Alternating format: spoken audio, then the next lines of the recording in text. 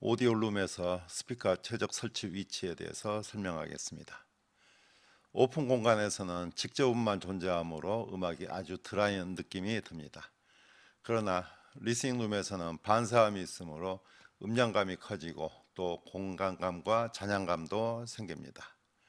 이와 같이 공간 음향에 플러스 효과가 생기지만은 마이너스 음향 효과도 있습니다. 즉 공간 음향 특성에 의해서 스피커의 음질이 열화됩니다. 잔향이 과다하거나 컴필터 왜곡, 에코, 정제파에 의해서 음질이 열화될 수 있습니다. 똑같은 스피커이더라도 공간이 다르면 또 음질이 달라집니다. 특히 저음의 음질 차이가 많습니다. 이것은 정제파 때문에 그렇습니다.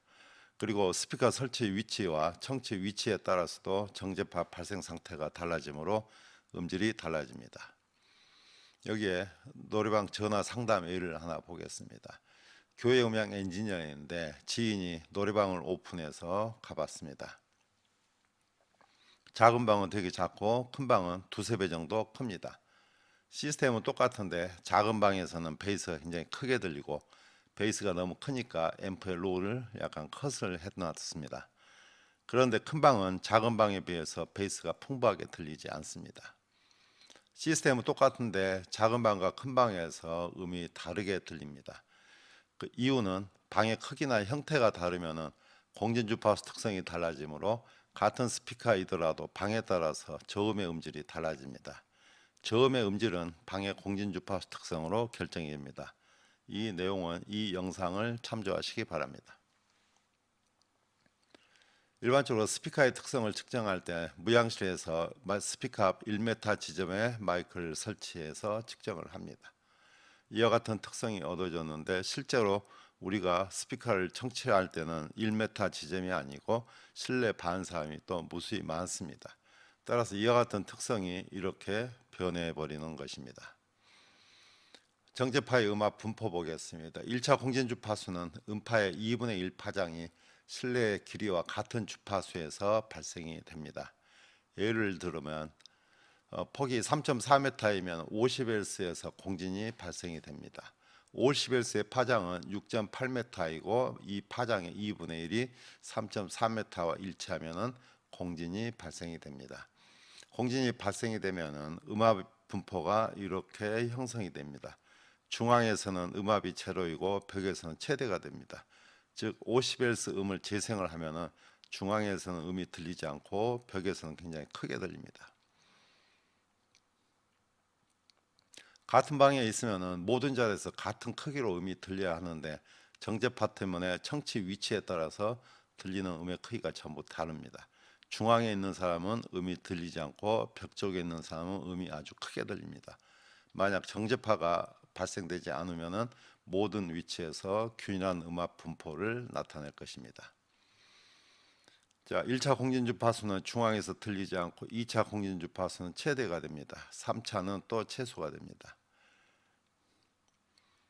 만약 벽 간의 간격이 6.8m이면 1차 공진 주파수는 25Hz이고 이 음은 들리지 않습니다.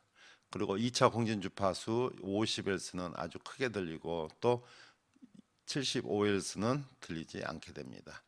평탄한 주파수 특성의 스피커가 실내 공진 주파수에 의해서 특성이 이렇게 변해버리는 것입니다. 룸 모드에 의해 발생된 음압은 벽에서 더 크고 또 두 면이 접한 곳에서는 더 커집니다. 그리고 세 면이 접한 곳에서는 최대가 됩니다. 따라서 스피커는 리스닝룸의 벽에 붙이거나 코너에는 절대로 설치하지 않아야 됩니다. 이와 같이 벽에 붙이거나 코너에 설치하는 것은 바람직하지 않습니다. 벽에서 이렇게 띄워서 설치하는 것이 바람직합니다. 스피커를 코너에 설치했을 때 보면은 정제파가 최대가 되는 것을 알 수 있습니다. 그리고 이 특성은 정제파가 최소가 되는 위치에 스피커가 설치된 것입니다. 공진 주파수 레벨이 아주 높으면 저음이 둔탁하고 힘이 없는 음으로 들립니다. 부스된 저음을 좋은 음으로 착각하는 경우도 있습니다. 스피커는 설치하기 편한 데 두지 말고 벽에서 띄워서 설치하도록 합니다. 이와 같이 벽이나 코너에서 충분히 띄워서 설치하는 것이 바람직합니다. 정제파 관련 동영상은 이 영상들을 참조하시기 바랍니다. 실내 공진 주파수 때문에 저음 악기의 레벨과 음질이 실내 위치에 따라서 달라지고 저음의 명료성이 떨어지고 힘이 없는 저음이 재생이 됩니다. 또 어느 지점에서는 음이 얕고 다른 지점에서는 저음이 너무 많아서 둔탁하게 들리고 보컬음을 마스킹해서 명료성이 저하됩니다. 이것은 스피커 특성이 나쁜 것이 아닙니다. 또 정제파에 이렇게 피크가 있으면 잔음이 생깁니다.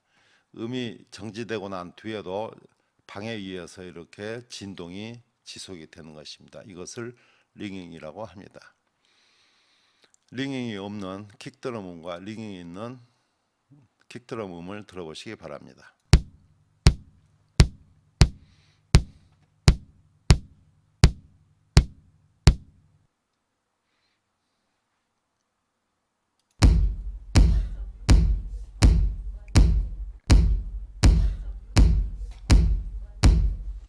잔음이 있으면 힘이 없고 음이 둔탁하게 들립니다. 자, 공진 처리가 되지 않은 실내입니다. 공진 주파수가 있고 링잉이 있습니다. 실내 처리가 된 경우에는 피크 딥도 줄어들고 링잉도 나타나지 않습니다. 서브우퍼는 오디오 시스템의 성능을 최대로 발휘할 수 있도록 하는 중요한 요인입니다. 서브우퍼에서 재생되는 초저음은 시스템의 다이나믹 레인지를 넓게 해서 음악을 풍부하게 만듭니다. 또한 초저음은 온몸을 진동시켜 현장감을 증가시키고 음악의 몰입감을 증가시키는 역할을 합니다. 이와 같은 역할을 하는 초저음의 음질은 아주 좋아야 하지만 실내 정제파 때문에 좋은 저음을 재생하기가 어렵습니다. 저음은 소음과 같은 것입니다. 음식에서 소금이 중요하듯이 음악에서는 초저음이 소금과 같은 역할을 합니다. 저음은 모든 음악의 가장 근본이 됩니다. 따라서 저음의 음질이 좋지 않으면 좋은 음질의 음악을 청취하기 어렵습니다. 소금은 음식을 맛있게 만드는 조미료이고 저음은 음악을 듣기 좋게 만드는 것입니다.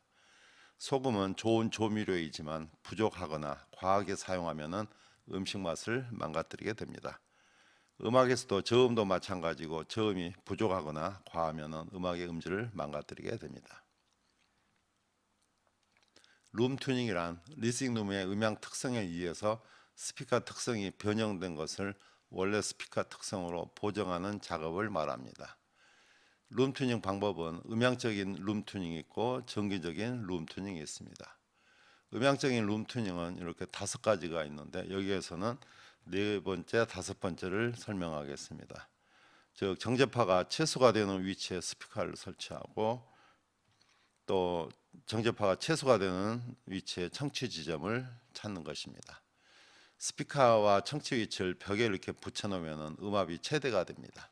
따라서 정제파 레벨이 아주 높지만은 스피커를 벽에서 띄우고 청취 위치를 벽에서 띄우면은 정제파 주파수가 이렇게 레벨이 낮아집니다.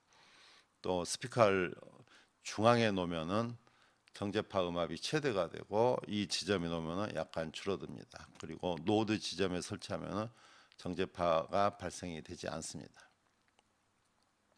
스피커 설치 위치가 조금만 바뀌어도 특성이 이렇게 현저하게 변해버리는 것을 볼 수 있습니다. 이 경우에는 굉장히 50Hz 대역이 부스트가 되어 있고 이 대역이 상쇄되어서 없어져 버린 특성입니다. 오디오샵에서 스피커 시청을 하는데 여러 개 스피커가 이렇게 배치가 되어 있습니다. 스피커 설치 위치가 다르므로 스피커 간의 음질 비교가 어려운 것을 알 수 있습니다. 스피커 설치 위치를 가장 간단하게 정하는 방법은 스피커를 설치할 수 있는 위치를 이동하면서 자신의 음성을 들어보는 것입니다. 음성을 발성하면서 여기저기 이동해 보면 음색이 둔탁하고 컬러레이션이 들리는 위치가 있고 또 맑고 명료한 음성이 들리는 위치가 나타날 것입니다. 이 맑고 명료하게 들리는 위치에 스피커를 설치하는 것이 가장 간단한 방법입니다. 또 청취 위치별로 특성도 변합니다. 1, 2, 3번 지점에서 측정한 주파수 특성입니다. 3번 지점에서는 정제파 레벨이 가장 높고 1번 지점에서는 정제파 레벨이 가장 적은 것을 알 수 있습니다. 이 특성으로부터 보면은 고음은 청취 위치에 따라서 변하지 않지만 저음은 특성이 아주 많이 변합니다. 청취 이치에 따른 음질 변화를 보겠습니다. 1m 앞 지점과 2m 지점에서 녹음한 음입니다. 자, 1m 지점에서 특성, 2m 지점에서의 특성입니다. 고음 특성은 거의 변화가 없습니다. 1m 지점입니다. 2m입니다.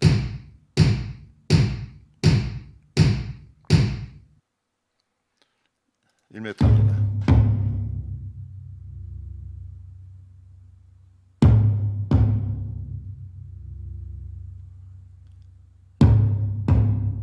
다음에 2m 지점입니다.